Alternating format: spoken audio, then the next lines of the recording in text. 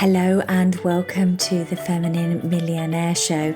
I'm your host, Polly Alexander. I'm a success coach, intuitive healer, and a passionate creative. And I believe that we all have the power to manifest magic and miracles into our life. If creating success in a spiritual, feminine, and joyful way is your goal, this show is for you. You'll understand how to overcome your past, bring your soul's greatest gifts to the world, and up-level your income, impact, joy, and happiness. Let's all rise together.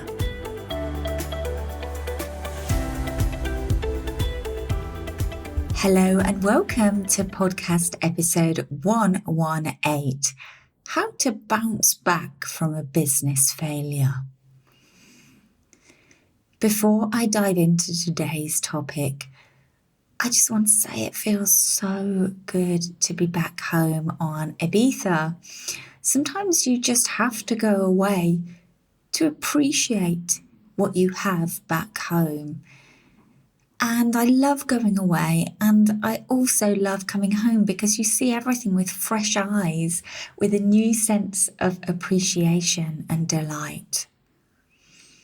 My trip to LA was full of learnings, adventures, delights, surprises, awarenesses and growth. But it is so very grounding to be back home. And I wasn't here last week on the podcast because it was actually the Thrive Beautifully live event happening. A 2-day online event that is part of the Thrive Beautifully Mastermind membership.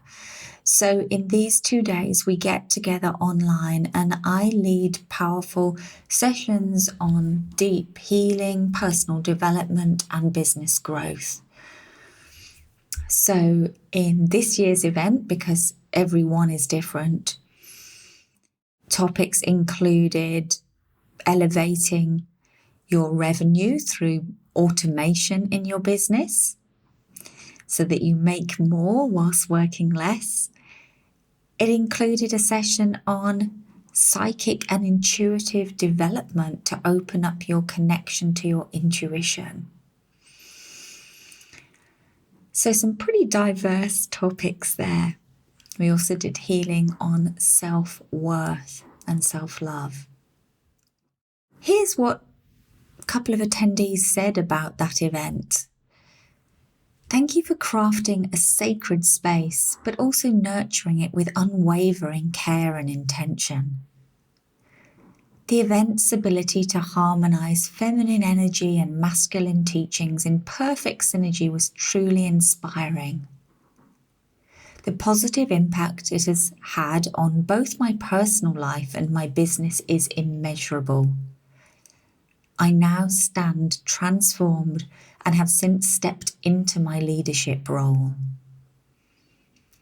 This transformation is all thanks to your incredible intuitive abilities and dedication to the group. I am immensely grateful for making this extraordinary experience possible. So just wanted to give you a little insight there into what it's like to be in my world. This is a private event and it is only available for members of the Thrive Beautifully Mastermind, but it is such a powerful, transformative event. That's why I keep it as a part of this year-long journey. So back to the podcast. So I've really enjoyed diving into the conversation about healing in the last month. And this week, we're going to shift the conversation slightly to business and mindset and an important topic I haven't yet covered on the podcast. So in all my work, whenever I'm working with clients on business, it always involves inner transformation. It always involves healing. But today I'm going to talk about 3 things to do when you have a failure in business. 3 things that are going to help you bounce back from a failure. And then I'm going to share some real life examples of how clients in my Thrive Beautifully Mastermind have bounced back from failures, because it's really important that you realize as an entrepreneur, you're going to fail. You're going to have failures. And if you haven't yet, you just haven't been in it long enough. I've been an entrepreneur for 20 years now, and I've had ideas, courses, launches, things I've created that have failed. I've had things that other people might have thought were successful but felt like a failure to me.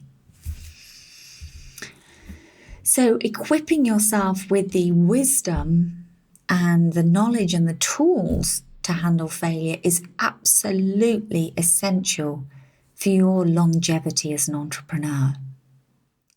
So here's 3 things to do when you have a failure in business. Number 1, pause. Pause. Don't rush into reacting. Don't rush into fixing, changing, tinkering. Just really pause and reflect. Don't bypass the emotions. This is really important. Don't bypass the emotions. Feel the disappointment. Feel the sadness. Feel the sense of failure. Feel whatever emotions get triggered for you. Take time to evaluate, reflect, and receive the learnings. And the way I like to do this is in my journal. But also after a launch, I will have a meeting with my team and I will get their feedback on what worked and what didn't work and what could have worked better. This period of reflection is your opportunity to receive the learnings. And the learnings are the gift. Giving yourself the opportunity to receive the learnings is critical. Okay, number 2, things to do when you have a failure in business. Watch what you are making it mean. Now, you're going to jump automatically to a meaning. It means I'm not good enough. It means nobody wants what I have to offer. It means my offer was too expensive. It means there's too many people already offering this. It means I'm not good enough. It means nobody wants to spend money right now. You can spot all of these stories that get immediately triggered in your head, and you want to capture those. You want to write them down. What am I making this mean? What are those automatic thoughts? But there's one thing that is very common, and this is the biggest thing to watch out for. Don't make it mean you are a failure. So you want to distinguish between this project or launch or venture or idea was a failure, as opposed to I am a failure.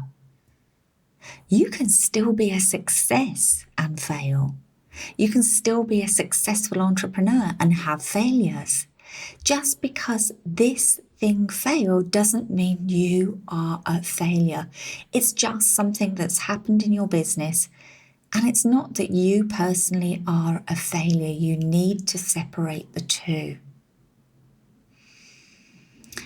And the third thing to do when you have a failure in business is to be available for the redirection. What does that mean? Well, where's this outcome trying to take you? Get curious where you are being redirected. So, for example, could it be a different way of delivering your service? Could it be a different offer? Could it be a different focus for now? Could it be changing your marketing? Changing your marketing methods or platforms? Could it be changing your message? Or even changing who you are targeting? The redirection can show up in many different ways, but when you take that time to pause and evaluate, reflect and receive the learnings, you will be able to identify the redirection available here. Okay, so I'm going to share a couple of different examples from members of my Thrive Mastermind. So both Client A and Client B launched an online course, and for neither member did it go as planned, but their scenarios were quite different. So let's take a look at what they learned. So Client A launched an online course, and she had ambitious goals for the numbers she wanted to reach. And even though there were double-digit sales of this new course and people loved it, she felt like a failure because she didn't hit her own goals. And she also didn't enjoy the launch process. So what were the outcomes? Well, here's a few of them. What were the gifts? She got clarity on what to focus on in her business. And she pivoted the focus of her business as a result of that. She realized that online courses were not where she wanted to grow right now. And she got clarity she much prefers delivering in live workshops and events. So she was able to pivot the focus of her business in a more aligned direction. She also, in the process of running that course, created an asset she can sell again and again in the future. She's created a self-study course or product that people can take again and again, so she can help many people without requiring her to show up personally. She also created a great transformation for the clients that took that course, which is a huge win. And she gave a lot of people an experience of working with her who could also become future repeat clients. Now, she wouldn't have got any of those learnings if she hadn't launched that course. So let's go on to Client B. Well, Client B also launched an online course. And although 3 people were seriously interested in joining, she ultimately didn't get any sales.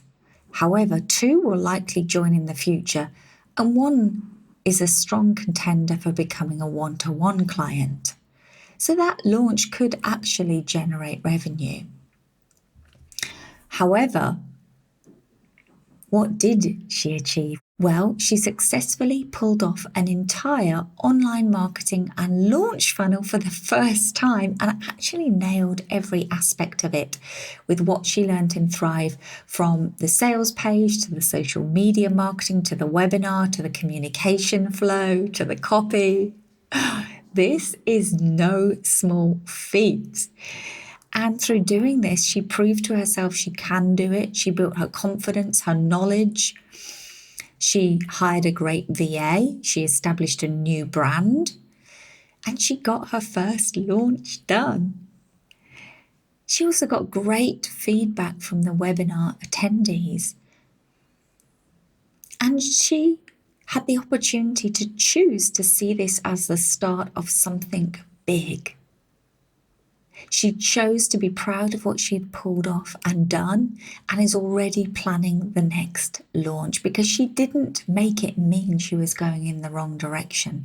She didn't make it mean she was a failure. So these opportunities are available to you too. And of course, this is part of what I lead people through in Thrive Beautifully, is navigating the ups and downs, the successes and failures of business. as we evolve and grow. I'm going to end with a beautiful quote from Sarah Blakely, who actually grew up with a father who would ask her every single day, "How did you fail today?" And in case you don't know it, Sarah Blakely was the billionaire founder of Spanx. And she was brought up being encouraged to fail because of how she grew and what she learned as a result. And let's finish with her words. "I think failure is nothing more than life's way of nudging you that you are off course. Don't be afraid to fail. Failure isn't the end result. It just shows you what didn't work. It's up to you to find a new way." It's been amazing to be here with you today. Thank you so much for listening to the podcast. And if you are getting value from these episodes and stories and interviews and shares, then I would love you to leave a review on Apple Podcasts. You can just scroll down to the ratings and review section and leave your review there. And I want to say a huge thank you. We've had so many amazing reviews. I didn't realise because I can only see the ones in my territory on Apple iTunes, but we've got a piece of software that lets me see the reviews left from all around the world. So I want to say, global people, my global family, thank you so much. I really, really appreciate this. Your words really mean a lot to me and help attracting new listeners to the podcast. So thank you for being here with me today. Have a wildly abundant week. Change your attitude to failure and go out there and be a success. See you again next week.